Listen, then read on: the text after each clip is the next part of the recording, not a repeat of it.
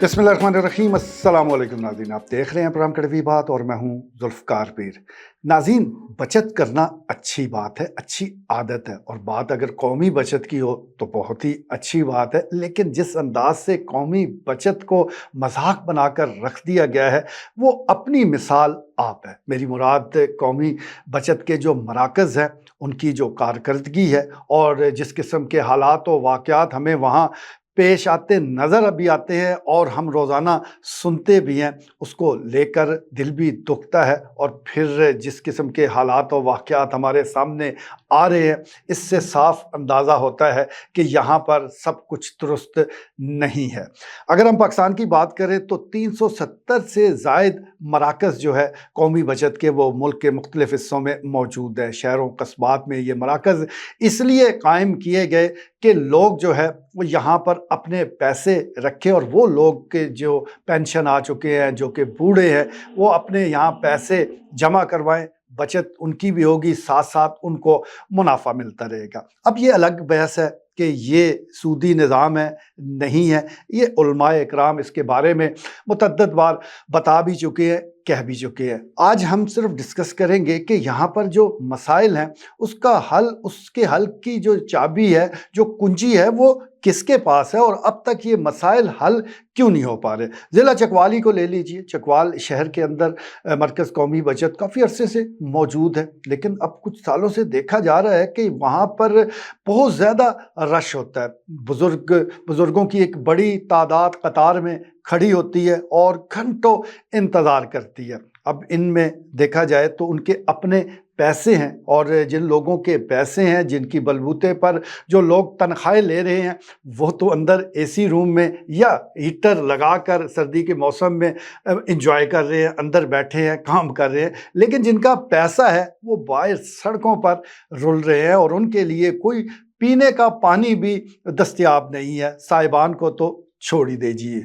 ये सारी सूरत हाल जो है वो वाज़ह करती है कि हम इस बचत के मराकज़ को किस तरफ लेकर जाना चाहते हैं। इसके साथ साथ कुछ इसको इस तरह डिज़ाइन किया गया है या इसमें ऐसी स्कीम रखी गई हैं कि लोगों को इस तरफ राग़ब किया जाए कि वो अपने पैसे बस मरकज़ कौमी बचत को देकर खुद वेले हो जाए, खुद फारग बैठे, खुद घर में सोए, कोई काम ना करें। अब ये बजाते खुद मैं समझता हूँ कि बहुत बड़ा कौमी जुर्म है। एक तरफ कौमी बचत ज़रूर है, लेकिन जब आप पैसे को एक जगह मुंजमद कर देंगे, लोगों को राग़ब करेंगे कि बस वो बचत पर ही इक्तफ़ा करें और वो कोई बिज़नेस ना करें, तो कोई और कारोबार में पैसा ना लगाएं या अपने तौर पर कोई कोशिश ना करें, तो फिर मुल्क में हालात क्या बनेंगे वो हमारे सामने है।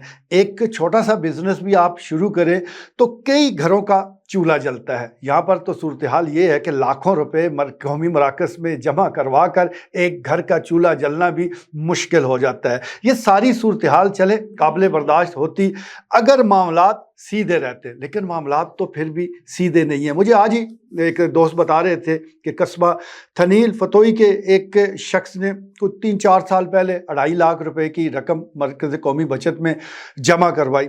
फिर ज़ाहिर है ज़िंदगी मौत का तो अल्लाह को ही पता है, अचानक उसकी डेथ हो गई। पहले तो वुरसा को पता ही नहीं था कि ये पैसे मरकज़ कौमी बचत में मौजूद हैं। बहरहाल कागजात की छानबीन के बाद जब उनके इल्म में आया, उन्होंने मरकज़ कौमी बचत से रब्ता किया और बताया कि ये हमारे वालिद साहब के पैसे हैं। अभी उनके साथ गुफ्तो शुनीद जारी थी। ज़ाहिर है ये गुफ्तो शुनीद कोई घंटों या दिनों की बात नहीं होती, ये महीनों पर मुश्तमिल होती है। इस दौरान जो शख्स पहले फौत हुआ था उसकी बीवी यानी कि जिसको ये पैसे मिलने थे वो भी दार फ़ानी से रुखसत हो गई। अब दीगर वरसा का मामला आ गया, अब तो गेम और ही मुश्किल होती गई। तो फिर उनको जितने चक्कर लगवाए गए, जिस तरह बताया गया, एक तवील फहरिस्त उनको थमा दी गई। सारी चीज़ें पूरी करने के बावजूद भी बड़ी मुश्किलों से ये पैसे मिले। सिफारिशों के साथ टेलीफोन करवा कर उनको ये पैसे वापस मिले और जो उस पर प्रॉफिट था वो अभी उन्होंने बताया गया कि इसके बारे में ज़रा हम फिर फैसला करेंगे।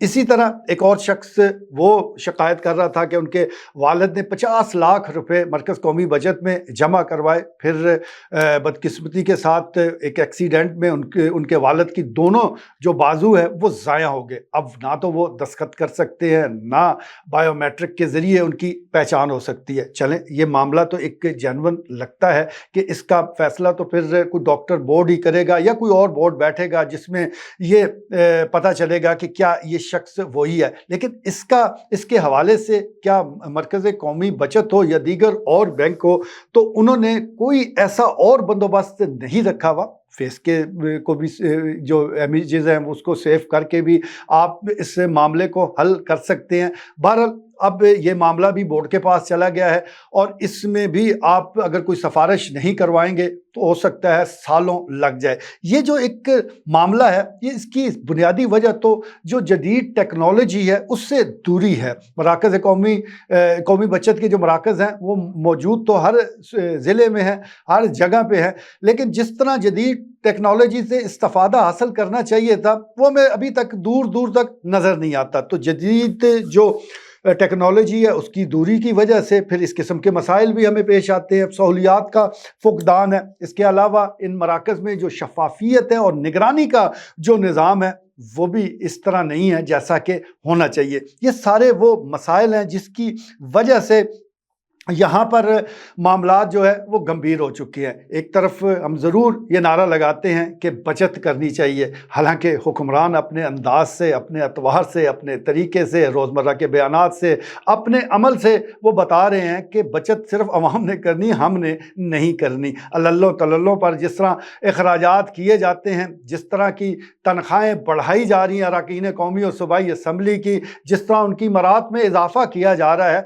तो बनता तो नहीं है कि आप आवाम को कहें कि बचत करें। लेकिन फिर भी चलें, लोगों ने तो अपने पेट काट कर अपने लिए कुछ ना कुछ बचाना ही है, क्योंकि उनको तो किसी और ने पूछना नहीं है। उन्होंने तो बस में भी सफ़र करना है तो पैसे देने हैं, और दूसरी तरफ वो लोग हैं जो हवाई जहाज़ में भी मुफ्त सफ़र करते हैं। आवाम ने तो इलाज के लिए भी जाना है, चाहे सरकारी हॉस्पिटल में भी जाएँ तो शायद उनको अद्वियात भी ना मिले। लेकिन दूसरी तरफ वो लोग हैं कि जिनका इलाज बैरून मुल्क होता है। इसी तरह दीगर जो और सहूलियात हैं वो लोगों को मुफ्त हैं, आवाम को वो सारी चीज़ें पैसे में मिलती हैं। जेब से पैसे निकालेंगे तो कुछ मिलेगा, इसलिए आवाम की ज़्यादा ज़रूरत है कि वो बचत करे। लेकिन मैं गुजारिश करूँगा कौमी जो मराकज़ हैं बचत के, कि यहाँ जिद्दत लाई जाए और इस निज़ाम को सूद से पाक किया जाए। कोशिशें अब शुरू कर दी गई हैं बैंकिंग सेक्टर के हवाले से। हम अगर देखें तो माजी के मुकाबले में अब कई बैंक ऐसे आ चुके हैं कि जहाँ पर ज़रा इस